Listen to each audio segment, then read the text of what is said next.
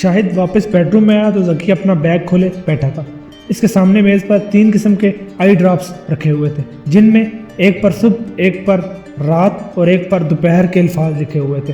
ذکی نے رات والے آئی ڈراپس کو اٹھا کر اپنی سلامت آنکھ میں 2 قطرے ٹپکائے اور مذکورہ آنکھ کو بند رکھتے ہوئے شاہد سے کہا، انکل کی طبیعت تو ٹھیک ہے نا؟ تم نے دادا جان کے حوالے سے ناانصافی والی جو بات کی ہے، اس سے پاپا کو بہت تکلیف پہنچی ہے۔ شاہد نے ہفکیہ میں اس لہجے میں کہا، خیر میں نے انہیں بیڈ پر لٹا دیا ہے، ان کا لیٹے رہنا ہی ٹھیک ہے۔ ذکی عجیب سے لہجے میں بولا، بہرحال مجھے یہ معلوم نہیں تھا کہ ابو نے جو مکان فروخت کیا تھا وہ دادا جان کا دیا ہوا تھا۔ میں تو آج تک یہی سمجھ رہا تھا کہ تم لوگ دادا جان کی وراثت پر عیش کر رہے ہو۔ خیر، اس نے بات ادھوری چھوڑی اور آنکھ کھول کر آئی ڈراپس کو واپس بیگ میں رکھنے لگا۔ ایک آنکھ کے لیے 3 قسم کے ڈراپس؟ شاہد نے کریدنے والے انداز میں پوچھا۔ لگتا ہے تمہارے ساتھ، میرا مطلب ہے تمہاری آنکھ کے ساتھ کوئی سیریس ایشو ہے۔ ڈاکٹر کو بھی ایسے ہی لگتا ہے، وہ بے پرواہی سے بولا۔ اس لیے اس نے 3 اوقات کے الگ الگ ڈراپس لکھ دیے ہیں۔ کیا میں پوچھ سکتا ہوں کہ تمہاری دوسری آنکھ کے ساتھ کیا ہوا؟ شاہد نے محتاط لہجے میں سوال کیا۔ کچھ عرصہ پہلے میں رات کو کہیں سے آ رہا تھا، وہ بولا۔ اچانک 2 گن بردار اسنیچرز نے مجھے گھیر لیا۔ انہوں نے مجھ سے میرا سیل فون اور بٹوا مانگا۔ پتہ نہیں میرے جی میں کیا آیا، میں ان سے بھڑ گیا اور جواب میں انہوں نے میری آنکھ پھوڑ ڈالی اور جو کچھ انہیں چاہیے تھا وہ بھی لے گئے۔ اس قسم کی صورتحال میں مزاحمت نہیں کرنا چاہیے، شاہد نے کہا۔ سب سے قیمتی شے انسان کی جان ہوتی ہے۔ اگر وہ لوگ تمہارا گیم بجا ڈالتے تو تمہاری زندگی کی کہانی کو یکایک فل سٹاپ لگ جاتا، وہ بھی کل دوپہر میں لگ ہی جائے گا۔ ذکی نے شکایت بری نظروں سے شاہد کو دیکھتے ہوئے کہا، کیونکہ تم لوگ مجھے 5 لاکھ روپے دینے کا ارادہ نہیں رکھتے، مسعود اور مجھے قتل کرنے کا فیصلہ کر چکا ہے۔ ذکی نے اپنی بند آنکھ کے حوالے سے جو کہانی سنائی تھی وہ شاہد کو ہضم نہیں ہوئی تھی، کیونکہ وہ حقیقت سے واقف تھا۔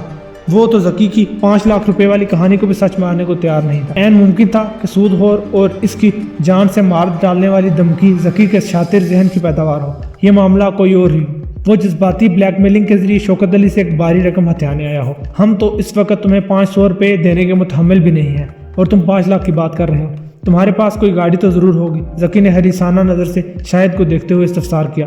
کبھی ہوا کرتی تھی، شاہد نے خوابناک لہجے میں بتایا۔ اب تو میرے استعمال میں ایک پرانی بائک ہے، اگر اسے بیچ کر تمہارا کام بن سکتا ہے تو لے جاؤ۔ مجھے نہیں امید کہ اس فٹیچر موٹر سائیکل کے تمہیں کوئی 20-25 ہزار بھی دے گا۔ اور شمائلہ کے زیورات کے بارے میں کیا کہتے ہو؟ ذکی نے ڈٹائی بھرے لہجے میں استفسار کیا۔ اول تو جب ہماری شادی ہوئی تھی پاپا کو جگر کا کینسر ہو چکا تھا، اس لیے زیور کے نام پر کچھ زیادہ بن ہی نہیں سکا۔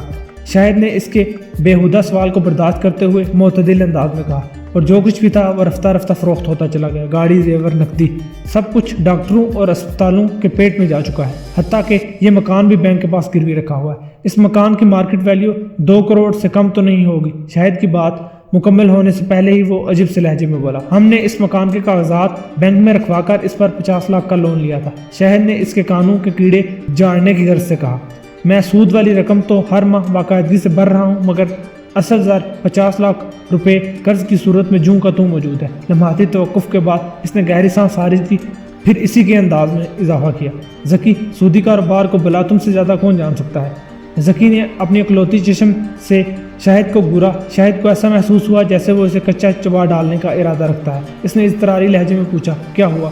ابھی تک تو خیر ہی ہے، وہ بدستور شاہد کو گورتے ہوئے بولا، مگر کل دوپہر تک میرا قصہ تمام ہونے والا ہے، لیکن تم لوگوں کو میری زندگی اور موت سے کیا لینا دینا؟ مایوس ہونے کی ضرورت نہیں ہے، شاہد نے اسے جھوٹی تسلی دی۔ اس سود خور بندے کے دل میں اللہ ضرور رحم ڈالے گا، وہ تمہیں رقم کی ادائیگی کے لیے اور مہلت دے دے گا۔ اللہ بڑا کارساز ہے، اللہ ضرور کارساز ہوگا، ذکی نے زہر خند لہجے میں کہا، مگر زمینی خداؤں پر اس کا باس نہیں چلتا، اور میری نظر میں تم لوگ بھی زمینی خدا ہو۔ پریشانی میں تم اپنے منہ سے کفری کلمات نکال رہے ہو ذکی، شاہد نے سرزنش کرنے والے انداز میں کہا۔ تمہیں نیند کی اشد ضرورت ہے، میں لاؤنج میں تمہارے لیے بستر لگا دیتا ہوں، تم آرام سے وہاں سو جاؤ۔ اس مہربانی کا شکریہ، ذکی نے طنزیہ لہجے میں کہا، یہ میری زندگی کی آخری نیند ثابت ہونے والی ہے، آج زمین پر سوؤں گا تو کل وہ سود خور مجھے آسمان پر پہنچا دے گا۔ ذکی نے اپنی گفتگو میں بار بار اس سود خور شخص 5 لاکھ روپے اور اپنی دردناک موت کا ذکر لے آتا تھا، مگر شاہد کو اس کی یہ سٹوری کہیں سے بھی فٹ ان دکھائی نہیں دیتی تھی۔ رات آدھی سے زیادہ گزر چکی تھی۔ شاہد اور شمائلہ اپنے بیڈ روم میں بستر پر لیٹے جاگ رہے تھے۔ جب شاہد ذکی کو لاؤنج میں سلانے کے بعد واپس آیا تو تب تک شوکت علی سو چکا تھا۔ پھر وہ دونوں میاں بیوی اپنے کمرے میں آ گئے۔ شاہد کا دل ذکی کی طرف سے مطمئن نہیں تھا، اس لیے نیند اس کی آنکھوں سے کوسوں دور تھی۔ شمائلہ کے اسٹار پر وہ اسے ذکی کی کہانی سنا چکا تو وہ طنزیہ لہجے میں بولی، اس مردود کو بھی ہمارا ہی گھر نظر آیا تھا، ہم لوگ تو خود ہی اتنے مشکل سے گزارا کر رہے ہیں، वैसे मुझे इसकी सूद वाली कहानी पर यकीन नहीं आया, शाहिद ने कहा। मैं सूद का कारोबार करने वाले कई अफराद को जानता हूँ। वो अपने डूबे हुए पैसे की वसूली के लिए दरवाज़ा बजाते हैं, गुस्सा दिखाते हैं, मगर किसी नादहिंदा को जान से मारने की धमकी नहीं देते। ये तो इरादा कत्ल के ज़ुमरे में आता है और इसकी बिना पर कर्ज ख्वाह के खिलाफ FIR भी दर्ज कराई जा सकती है। फिर इस मनहूस के साथ क्या मामला हो सकता है? शुमाइला ने पूछा। ज़की अपने बाप की तरह जुआ खेलने का आदी है और इस मकरूह खेल के बारे में सियाने कह गए हैं, जुआ किसी का ना हुआ। शाहिद ने गहरी संजीदगी से जवाब दिया। मुझे ऐसा महसूस होता है ज़की जुए की कोई बड़ी बाजी हार गया है और अदायगी के लिए इसने मुतल्लिका शख्स से कोई मखसूस टाइम ले रखा है। चुनांचे 5 लाख की रकम का इंतजाम करने के लिए इसने एक सनसनीखेज जज्बाती कहानी काट ली है और इसी कहानी की मदद से वो पापा को बेवकूफ़ बनाने आया है। तुम्हें क्या लगता है पापा इतनी आसानी से बेवकूफ़ बन सकते हैं? शुमाइला ने कहा। एक हद तक हाँ। मैं समझी नहीं। पापा के पास इसे देने के लिए 5 लाख रुपए तो नहीं है, शाहिद ने पुरसोच अंदाज में कहा। लेकिन मैंने महसूस किया है कि ज़की के लिए उनके दिल में हमदर्दी के जज्बात पैदा हो चुके हैं। शायद ये ख़ानदानी ताल्लुक़ का मामला है। अपने खून के लिए इंसान ऐसा ही सोचता है। तो तुम्हारे कहने का मतलब ये हुआ कि शुमाइला ने एक एक लफ्ज़ पर जोर देते हुए कहा, अगर पापा के पास 5 लाख रुपए होते तो वो अपने ख़ानदानी खून की कशिश से मजबूर होकर वो रकम ज़की के हवाले कर देते। बिल्कुल, मैं ऐसा ही समझता हूँ, शाहिद ने पुरवसूख अंदाज में कहा, क्योंकि वो ज़की की सुनाई हुई कहानी पर यकीन कर चुके हैं। ओह, शुमाइला के मुँह से बेसाख्ता निकला। फिर तो अच्छा ही हुआ कि पापा के पास 5 लाख रुपए नहीं है। अच्छा तो उस वक्त होगा जब ये शैतान ज़की मायूस होकर यहाँ से दफ़ा हो जाएगा, शाहिद ने नफरत भरे लहजे में कहा। वैसे तुमने इसकी आंख फूटने की बड़ी दिलचस्प कहानी सुनाई है, शुमाइला ने मोतदिल अंदाज में कहा। अगर इस गुंडे की जगह मैं होती तो इस लुच्चे की दोनों आंखें एक साथ फोड़ डालती। बात के अख्ताम पर शुमाइला के लहजे में अच्छी खासी कड़वाहट घुल गई। शाहिद ने इसके लहजे की संगीनी पर तवज्जो दिए बगैर सादा अंदाज से कहा, ज़की की एक आंख तो हमेशा के लिए बेनूर हुई, मगर मैंने देखा है कि इसकी दूसरी आंख भी किसी खतरनाक बीमारी की लपेट में है। वो भी ड्राइंग रूम में 3 किस्म के आई ड्रॉप्स लिए बैठा था। अरे हाँ याद आया, शुमाइला ने चौंकते हुए अंदाज में बोला। तुम्हारे आने से थोड़ी देर पहले ज़की शावर लेने के लिए वॉशरूम में घुसा था तो मैंने भी इसके बैग में करीब 3 मुख्तलिफ किस्म के आई ड्रॉप्स रखे देखे थे, जिन पर सुबह दोपहर शाम अलग अलग लिखा हुआ था। मेरी समझ में नहीं आया कि एक आंख के लिए 3 अक़साम के ड्रॉप्स क्यों? ये सब डॉक्टरों की बदमाशी है, शाहिद ने बेजारी से कहा। और मरीज़ पर अपनी डॉक्टरी की दाग बिठाने के लिए गैर ज़रूरी अद्वियात भी लिख देते हैं। जब मरीज़ के बहुत ज़्यादा पैसे खर्च होते हैं तो वो यही समझता है कि डॉक्टर बहुत काबिल और तजर्बाकार है। अरे ये आवाज़ कैसी है? शुमाइला ने इज़तरारी अंदाज में कहा। मैंने घर का दाखिली दरवाज़ा बंद होने और कुंडी लगाए जाने की महसूस आवाज़ सुनी है। ऐसा नहीं हो सकता। शाहिद एक झटके के साथ उठकर बैठ गया। मैंने ज़की को लाउंज में सुलाने के बाद खुद गेट बंद किया था और इसकी अंदरूनी कुंडी भी चेक की थी, कहीं वो खबीस किसी कार्रवाई में तो नहीं लगा हुआ। शुमाइला ने तशवीश भरे लहजे में कहा। मैं जाकर देखता हूँ। ये कहते हुए शाहिद बेड से नीचे उतर गया। शुमाइला की बात में वजन था। ज़की की तरफ से किसी भी ओछी हरकत की तवक्को की जा सकती थी। शाहिद की तकलीद में शुमाइला ने भी बिस्तर छोड़ दिया। वो दोनों एक साथ बेडरूम से बाहर निकले तो लाउंज में उनकी मुलाकात शौकत अली से हो गई। उन्होंने हैरत भरी नज़रों से एक दूसरे को देखा, फिर वह शौकत अली को तकते रह गए। पापा आप यहाँ, हैरियत तो है? शाहिद ने बेहद उलझे हुए लहजे में इस्तफसार किया। फिर ज़की वाले खाली बिस्तर की जानिब इशारा करके इन अल्फाज में इजाफा कर दिया, ज़की कहाँ चला गया? मैंने उसे रुखसत कर दिया है, शौकत अली ने बड़े एतमाद से जवाब दिया। इसका यहाँ से चले जाना ही अच्छा था, मगर मुझे यकीन है कि वो खाली हाथ तो नहीं गया होगा। शाहिद ने सरसराती आवाज़ में पूछा। बताएं आपने इसे क्या देकर रुखसत किया? आओ अंदर बैठकर बात करते हैं, शौकत अली ने चट्टानी लहजे में कहा और अपने बेडरूम की जानिब बढ़ गया। आइंदा 10 मिनट में शौकत अली ने इन्हें हकीकत से आगाह कर दिया। शाहिद और शुमाइला की अजीब हालत थी। इन्हें महसूस हो रहा था कि जैसे इनका दिमाग फट जाएगा। वो हैरत और उलझन के मिले जुले तासुरात के साथ यकटक इस 70 साला बीमार करीबुल मर्ग बूढ़े को देख रहे थे। जब शुमाइला की बर्दाश्त जवाब दे गई तो वो फट पड़ी। पापा ये आपने ठीक नहीं किया, वो शिकायती लहजे में बोली। वो 2.5 तोले लगभग 30 ग्राम का जुड़ाव तलाई सेट तो अम्मी की आखिरी निशानी थी। हमने कई बार आपसे इलाज के लिए इस तलाई सेट को फ़रोख्त करने की बात की, मगर आपने साफ मना कर दिया। आप तो अपनी बीवी के इन ज़ेवरात को देख देख कर जीते थे। वो आपकी ज़िंदगी के लिए ऑक्सीजन से भी ज़्यादा अहमियत रखते थे। आपने इस कीमती जज्बाती वाबस्तगी को एक बदकिरदार बंदे को सौंप दिया। शौकत अली के चेहरे पर एक रंग सा आकर गुजर गया।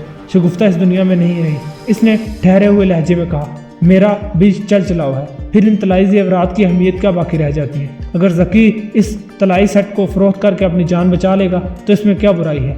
वो जैसा भी है हमारे ख़ानदान का खून है। पापा आपने बहुत अच्छा किया, शाहिद ने फौलाद से ज़्यादा मजबूत लहजे में कहा। रात बहुत ज़्यादा हो गई है, आप सो जाएं, हम भी सोने जा रहे हैं। शुमाइला हक्का बक्का होकर शोहर की शक्ल देखने लगी। रात अपने आखिरी मरहले में दाखिल हो चुकी थी, मगर वो दोनों अभी तक जाग रहे थे। शौकत अली का फैसला चाहे कितना भी अजीम क्यों ना हो, शुमाइला को इससे दुख पहुंचा था। इस तलाई सेट में छोटे साइज के डायमंड भी जुड़े हुए थे। किसी भी तरह इन जेवरात की कीमत 6-7 लाख रुपए से कम नहीं थी। तुम्हें ऐसा क्यों लगता है? शुमाइला ने नाराजी भरे लहजे से कहा कि पापा ने बिल्कुल जायज़ और दुरुस्त फैसला किया है, क्योंकि पापा का ये फैसला ज़की के लिए किसी डेथ वारंट से कम खतरनाक नहीं है। शाहिद ने पुरस्रार लहजे में कहा, यह अलग बात है कि पापा अपने इस अमल की संगीनी और सफाकी से कतई बेखबर है। Death warrant? शुमाइला ने इसी के अल्फाज दोहराए। मैं कुछ भी नहीं समझी। वो जेवरात एकदम नकली हैं, शाहिद ने इंकिशाफ अंगेज लहजे में बताया। जब वो अपने कर्ज ख्वार को जेवरात देगा तो जाहिर है वो किसी ज्वेलर से इन्हें चेक कराएगा। इस धोखाधड़ी के बाद ज़की की मौत तो यकीनी है। शायद मेरा दिमाग फट जाएगा। शुमाइला दोनों हाथों से अपने सर को थामते हुए बोली, मुझे आसान अल्फाज में बताओ कि वो जेवरात नकली कैसे हो गए। मैंने इस घर को किसी बैंक में गिरवी नहीं रखा, शायद वजाहत करते हुए बोला, बल्कि मैंने अम्मी वाले तलाई सेट की एक डिटो कॉपी बनवाने के बाद इन्हें फरोख्त कर दिया। ओह, शुमाइला गहरी सांस लेकर रह गई। मेरा एक जानने वाला गोल्ड की मेकिंग का काम करता है, शाहिद ने बताया। मैंने इसी से अम्मी की तलाई सेट के जैसा गोल्ड का एक सेट तैयार करवाया और डायमंड की जगह आला दर्जे के जरकून इसमें जुड़वा दिए। इस ज्वेलर ने इतनी महारत और सफाई से काम किया कि पापा भी इन्हें अम्मी के असली जेवरात ही समझते रहे। तुमने इतना बड़ा राज मुझसे छुपाए रखा, शुमाइला ने मीठी नाराजगी से कहा। लेकिन मैं तुमसे खफा नहीं हूँ, क्योंकि मैंने भी तुमसे कुछ छुपाया है। क्या? शाहिद ने बेसाहता पूछा। जब वो बज़ात वॉशरूम में शावर ले रहा था तो मैंने इसके सुबह वाले आई ड्रॉप्स की बोतल की दवा फेंककर इसकी जगह बोतल में नाइट्रिक एसिड भर दिया था। शुमाइला शाहिद की आंखों में देखते हुए फहरिया लहजे में बोली, वो जब मुझसे फ्री होने की कोशिश कर रहा था तो इसने मुझसे गंदी बातें भी की थी। मैंने इस वक्त सोच लिया था कि इस सोबाश को मुकम्मल नाबीना बनाकर ही छोड़ूंगा, ताकि वो किसी भी सूरत किसी औरत पर मैली निगाह न डाल सके। तुम तो मुझसे भी 10 हाथ आगे निकली, शाहिद ने हैरत और सताइश से लबरेज लहजे में कहा। ज़की मौत वाक़ होने से पहले अंधा हो चुका होगा। हर औरत को अपनी इज्जत की हिफाजत के लिए मर्द से 10 हाथ आगे का ही सोचना चाहिए। शायद वो गंभीर लहजे में बोली, इसी को बिलाहिर कहते हैं, यानी तंग आमद। मेरे दिमाग से सोचोगे तो ये फलसफा तुम्हारी समझ में आ जाएगा। शायद सोचे बगैर ही सब कुछ समझ चुका था।